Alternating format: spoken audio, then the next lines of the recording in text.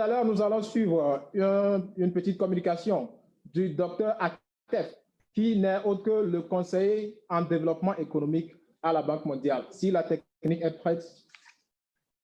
Bonsoir. Bonsoir, monsieur.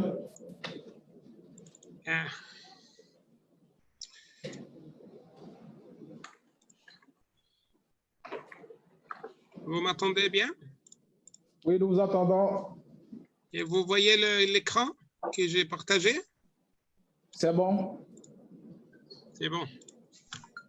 Merci. On peut commencer ou il y a quelqu'un qui va me traduire?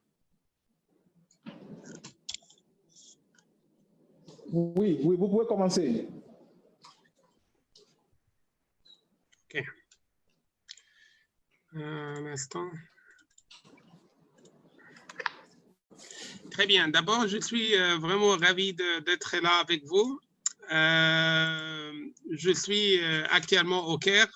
J'étais ravi parce que je suis le vice-président de l'association de tous les Afriques de PME. Et avant-hier, on avait organisé une journée de PME africains.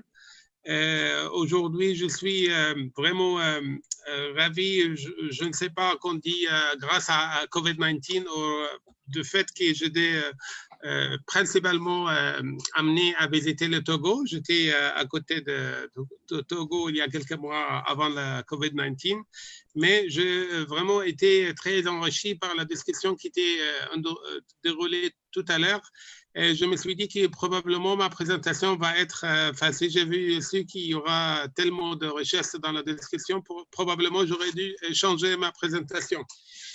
Donc, je vais, à partir du moment que je suis…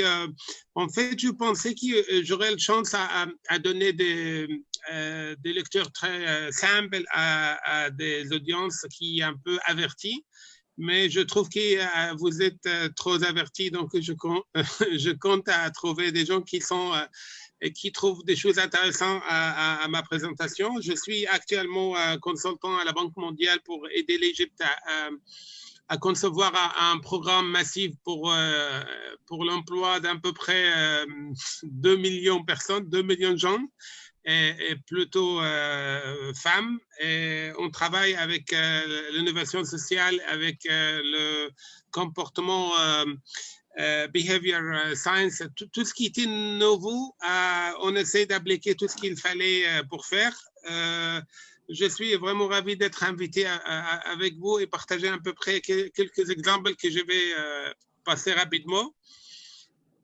En fait, j'aime bien utiliser quelques percées de pensée des gens qui ont un peu guidé la route. Et de fait qu'on n'a pas beaucoup de temps, je serai très rapide.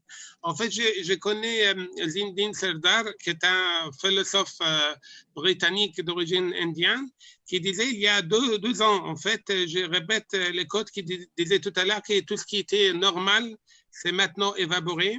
Nous sommes entrés dans une période post-normale, la période intermédiaire où les anciens orthodoxes meurent. En fait, Zinedine a déjà dit ça il y a 2 ans. Ça n'a rien à voir avec Covid et ça n'a rien à voir avec le virus, mais on a tendance à parler tout à l'heure, les gens qui parlaient de la société togolaise et l'usage de l'économie sociale, et l'économie sociale qui a déjà à peu près vingtaine d'années en termes d'entreprise sociale. Et je suis vraiment très intéressé d'avoir des percées très rapides et très profondes qui déjà le Togo et les pays africains bénéficient de ça. En fait, ma présentation rapide, c'était pour, en fait, penser avec vous pourquoi on a besoin de l'économie sociale. Pourquoi les décideurs de nos pays, le leader comme Madame Pauline a répété, le leader doivent comprendre que nous sommes vraiment devant une situation unique qui ne se répète pas. si vous voyez en fait un caricature très simple montrant la fin du capitalisme et ce qu'on appelait l'État-providence.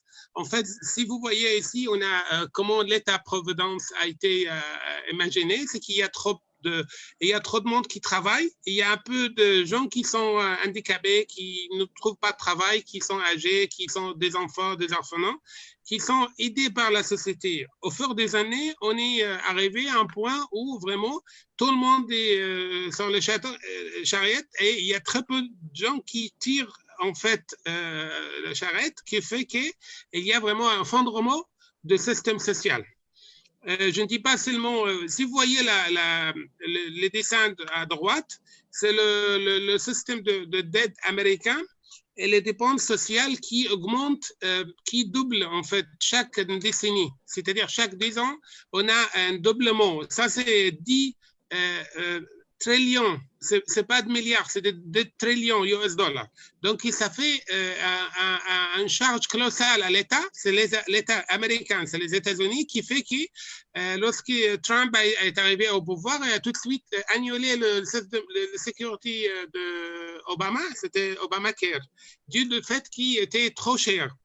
Donc, on est en train de voir si on arrive aujourd'hui dans n'importe quel pays dans le monde, on trouve de tant de problèmes d'origine sociale, d'origine, vous voyez là, j'ai ramassé à peu près des rapports des ODD, Objectifs de développement durable, quelques objectifs qui signalent que nous sommes devant un problème, n'importe quel problème. Vous voyez l'éducation, la famine, Oui, s'il vous plaît, le deuxième panel est prêt. Donc, nous vous accordons encore 2 minutes pour essayer de terminer votre présentation, si ça ne vous dérange pas. 2 minutes. Oui, oui. 2 minutes. 2 minutes. Donc, 2 minutes, je saute directement pour la conclusion, c'est 2 minutes. Prendre après. J'ai déjà eu 5 minutes. D'accord, continuez, on pourra vous reprendre après. Ok, très bien. Donc, dans les 2 minutes, on pourra vous reprendre après. Donc, après, ça ne marchera pas.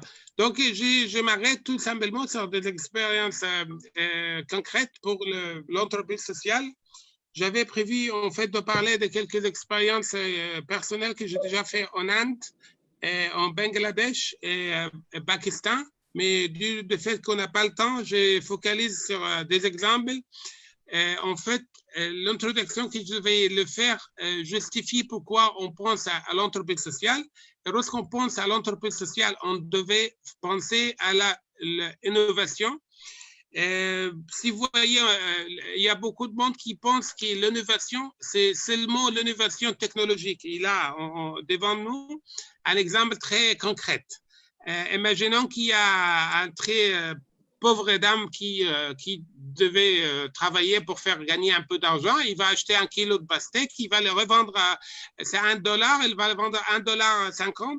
Si cette dame, on a la chance d'être éduquée, d'avoir de support, d'avoir quelques développements, n'est pas développement mental, mais développement de l'éducation, de le climat, elle pourra éventuellement faire des fruits de genre de n'importe quel poisson de cette pastèque. Donc, il y a $1 pourrait faire $5.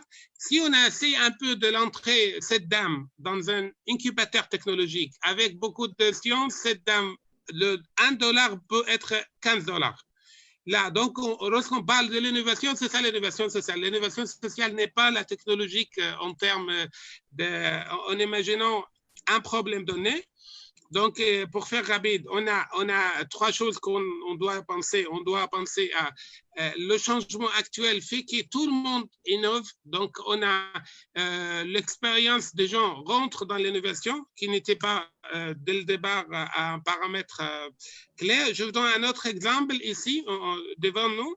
C'est un exemple très concret dans un village à Calcutta. Calcutta, c'est l'est de l'Inde, ou vraiment des gens très pauvres qui n'ont rien dans le village que ils ont un traditionnel de storytelling. Donc, il y a un type qui est très connu dans l'Inde qui faisait raconter des histoires. Donc, il s'était raconter des histoires, dessiner une histoire et amener toute la famille pour raconter l'histoire en chantant. Donc, ce qu'on a fait avec une entreprise sociale Calcutta Bangladesh, c'est qu'on a pris ce village, on a agrandi le nombre de gens qui font le dessin et qui font chanter. On a passé de 20 à 400. Donc, tout le village devient vraiment un lieu où on a organisé par la suite des festivalités locales, internationales, de fait que le village devient une destination touristique. Donc, les gens ne se déplacent pas. Ils utilisent le savoir, la tradition, ce qui fait dès le départ chez eux, et on vient le visiter, on le paye de l'argent. Donc, on a fait des incubateurs communautaires un peu sophistiqués où on a appris beaucoup de mesures. Je vois que le temps finit, je crois. Donc, je passe. Donc, j'allais en fait vous expliquer rapidement des exemples des exemples concrets, mais il n'y a pas le temps. Il y avait 3 choses qu'on doit passer. On ne peut pas terminer cette présentation sans passer. C'est probablement quelqu'un qui disait au départ, l'entreprise sociale et l'innovation sociale a besoin d'un financement spécial.